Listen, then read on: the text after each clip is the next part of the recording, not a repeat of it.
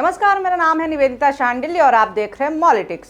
भाजपा के राम के बदले अब केजरीवाल हनुमान को चुनावी दांव बनाने जा रहे हैं।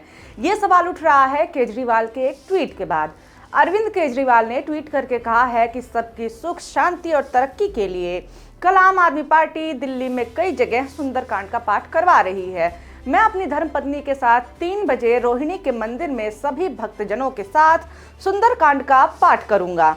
आप सभी अपनी सुविधा अनुसार अपने घर के पास होने वाले पाठ में आमंत्रित हैं। इसके साथ ही आम आदमी पार्टी ने भी ये बड़ा ऐलान किया है कि पार्टी राजधानी दिल्ली में हर महीने पहले मंगलवार को सुंदरकांड का आयोजन करेगी। विधायक और पार्षद हर महीने सुंदरकांड का आयोजन करेंगे। सुंदरकांड के साथ साथ हनुमान चालीसा का भी पाठ होगा। हर महीने 2600 जगहों पर सुंदरकांड का आयोजन आम आदमी पार्टी करेगी। आम आदमी पार्टी के नेता व दिल्ली के मंत्री सौरभ भारद्वाज ने सोमवार को इसका ऐलान किया। केजरीवाल और आम आदमी पार्टी के इस कदम पर न केवल भाजपा नेता बल्कि असदुद्दीन ओवैसी भी उनके ऊपर हमलावर हो गए हैं। ओवैसी ने अरविंद केजरीवाल को आरएसएस का छोटा रिचार्ज कहा और उनके ऊपर संघ के एजेंडे को आगे बढ़ाने का आरोप लगाया। आइए सबसे पहले ये जानते हैं कि आखिर ओवैसी केजरीवाल के इस फैसले से इतना क्यों भड़क गए हैं। ओवैसी ने केजरीवाल के इस फैसले पर ट्वीट करके कहा है कि आरएसएस का छोटा रिचार्ज ने फैसला लिया है कि दिल्ली की हर विधानसभा क्षेत्र में हर महीने के पहले मंगलवार को सुंदरकांड पाठ का आयोजन किया जाएगा। ये फैसला 22 जनवरी के उद्घाटन की वजह से लिया गया। आपको ये याद दिला दूं कि ये लोगों ने बिल्किस बानो के मसले पर चुप्पी बनाए रखी थी और कहा था कि वो सिर्फ शिक्षा और सेहत जैसे मसलों पर बात करना चाहते हैं। क्या सुंदरकांड का पाठ शिक्षा है या फिर सेहत है? असल बात तो यही है कि इन्हें इंसाफ से परहेज है। संघ के एजेंडे का ये पूरा साथ दे रहे हैं। हम बाबरी की बात भी ना करें, आप न्याय मोहब्बत फलाना का बाजा बजाते रहो और साथ में हिंदुत्व को मजबूत करते रहो। वाह! ओवैसी इस समय न केवल अरविंद केजरीवाल बल्कि उन सभी लोगों से नाराज हैं जो हिंदुत्व की राजनीति का समर्थन कर रहे हैं या फिर किसी भी तरह से उसे बढ़ाने की कोशिश कर रहे हैं। ओवैसी के इस बयान के बाद आम आदमी पार्टी नेता राघव चड्ढा ने अरविंद केजरीवाल का बचाव करते हुए कहा है कि मैं किसी भी नेता पर टिप्पणी करना नहीं चाहता। जिसने भी ये बात कही है उसे मुबारक। अरविंद केजरीवाल प्रभु श्री राम के बड़े भक्त हैं। वो हर काम प्रभु श्री राम और हनुमान जी का आशीर्वाद ले करके ही करते हैं। दिल्ली के मंत्री और आम आदमी पार्टी के नेता सौरभ भारद्वाज ने सोमवार को कहा कि राम जी के नाम और हनुमान जी की भक्ति पर कोई सवाल नहीं उठा सकता। जो सवाल उठा रहा है वह गलत सवाल उठा रहा है। राम मंदिर के लिए हम लोगों की तरफ से कोई सवाल नहीं है। जब सुप्रीम कोर्ट में फैसला आया था तो हमने इसका स्वागत किया था। राम मंदिर बन रहा है, यह हम सबके लिए बहुत ही गर्व और उल्लास की बात है। आम आदमी पार्टी की तरफ से सफाई दिए जाने के बाद भी ओवैसी अपने बयान पर कायम हैं। उन्होंने अरविंद केजरीवाल के इस फैसले को पाखंड करार देते हुए कहा है कि केजरीवाल भी नरेंद्र मोदी की राह पर चल रहे हैं। केजरीवाल भी वही कर रहे हैं जो कि नरेंद्र मोदी करते हैं। मीडिया से बात करते हुए ओवैसी ने कहा कि जब मैंने देखा कि दिल्ली के सीएम और उनकी सरकार ने हर मंगलवार को सुंदरकांड कराने का फैसला किया है तो मैंने ट्वीट करके पूछा कि ये भाजपा से अलग कैसे है। भाजपा, आरएसएस और आम आदमी पार्टी में कोई अंतर नहीं है। आप उनका पाखंड देखिए। ये नरेंद्र मोदी की राह पर चल रहे हैं। आप भी वही कर रहे हैं जो वो कर रहे हैं। ये प्रतिस्पर्धी हिंदुत्व की राजनीति है जिसे अपनाया जा रहा है। ओवैसी की इस बात पर जबरदस्त तरीके से प्रतिक्रिया देखने को मिली है। कई लोग सहमत नजर आए तो वहीं कई लोगों ने उन्हें याद दिलाया कि वो भी राम मंदिर के नाम पर धर्म की राजनीति खेल रहे हैं। एक ट्विटर यूजर ने लिखा कि ओवैसी जी, छोटा और बौखलाया रिचार्ज तो आप हैं जिसे अभी तेलंगाना की जनता ने चुनाव में आईना दिखाया और आपकी वोट बैंक की राजनीति को रिजेक्ट किया। नए भारत में सबका साथ सबका विकास हो रहा है और वोट बैंक की राजनीति करने वालों का धीरे धीरे खात्मा। आपका पाखंड देश देख रहा है कि आप सुप्रीम कोर्ट के बिल्किस बानो के निर्णय पर चिल्लाते हो और राम मंदिर के निर्णय पर बौखलाते हो। देश का मुसलमान भाई भी ये सब समझ रहा है।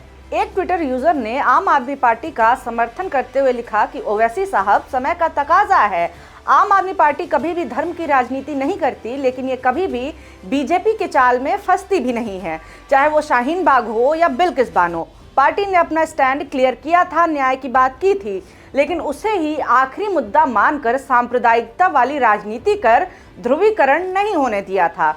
गवर्नेंस में या फिर किसी बयान में केजरीवाल या उनकी पार्टी ने हिंदू मुस्लिम में कोई फर्क नहीं किया। हालांकि ये पहली बार नहीं है जब केजरीवाल ने भाजपा के राम मुद्दे के जवाब में अपनी हनुमान भक्त की छवि को जनता के सामने पेश किया है।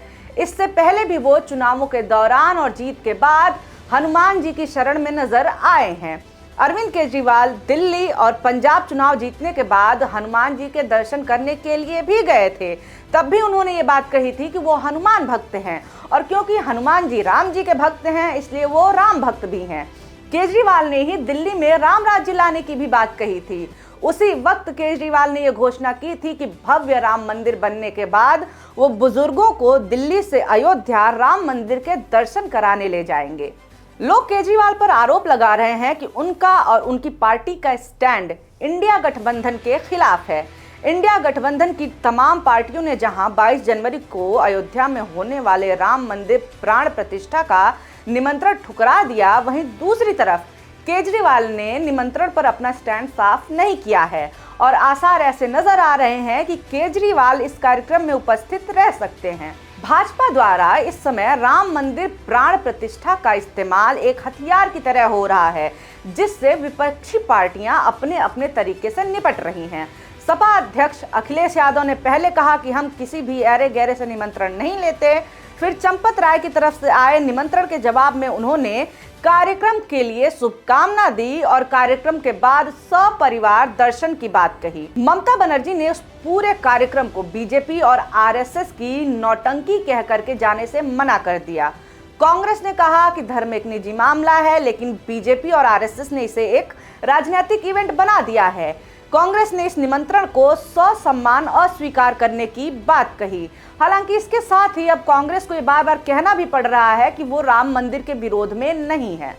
अरविंद केजरीवाल के मैनिफेस्टो में धर्म और मंदिर का मुद्दा कभी नहीं रहा है, मगर उनकी कोशिश पूरी रहती है कि वो हिंदू और खास तौर से सवर्ण वोटर्स को साध सकें। यही कारण है कि उनके हिंदुत्व के लिए उठाए गए कदम से हिंदुत्व की झंडा बरदार पार्टी भाजपा नाराज भी हो जाती है। हर मंगलवार को सुंदरकांड के फैसले पर भाजपा ने अरविंद केजरीवाल को घेर लिया है। मनोज तिवारी ने कहा है कि इंडी गठबंधन की पार्टियां भगवान राम और सनातन धर्म के बारे में गलत बातें करती हैं और अरविंद केजरीवाल उनका समर्थन करते हैं। यह अच्छा है कि वो सुंदरकांड पाठ का आयोजन कर रहे हैं, लेकिन मुझे चिंता इस बात की है कि इस आयोजन के दौरान कोई घोटाला तो नहीं होगा। कौन जानता है कि पैसा कहां से आएगा और वह किसके पैसे का उपयोग कर रहे हैं। भले ही दिल्ली और भारत की जनता ने उनका सनातन विरोधी चेहरा देख लिया हो, अच्छा है कि वो लोगों से डरते हैं। अनुराग ठाकुर ने कहा कि केजरीवाल सरकार ने पुजारियों को कुछ नहीं दिया है और बाकियों को देने में पीछे नहीं रहे हैं। वहीं बीजेपी प्रवक्ता बांसुरी स्वराज ने सवाल उठाए हैं। उन्होंने कहा है कि चुनाव से पहले ही अरविंद केजरीवाल को भगवान राम और सुंदरकांड पाठ याद आता है। पहले भी उन्होंने एमसीडी चुनावों से पहले सुंदरकांड का पाठ कराया था, अब लोकसभा चुनावों से पहले करा रहे हैं। राम भक्त के जवाब में हनुमान भक्त की छवि पेश करना हो या फिर बुजुर्गों को तीर्थ और राम मंदिर दर्शन कराने का फैसला हो, केजरीवाल भारतीय जनता पार्टी के हिंदुत्व का जवाब हिंदुत्व से देने की कोशिश करते नजर आए हैं। अब भाजपा को भाजपा के लहजे में जवाब देने की ये रणनीति कितनी असरदार होगी, ये तो 2024 चुनावों के नतीजे ही बताएंगे। इस वीडियो को देखने के लिए बहुत धन्यवाद और इस पूरे मसले पे आपकी जो राय है वो हमें कमेंट करके जरूर बताएं। और ऐसे ही वीडियोस आप और देखना चाहते हैं तो मॉलिटिक्स को सब्सक्राइब भी जरूर करें। बहुत शुक्रिया, बहुत धन्यवाद।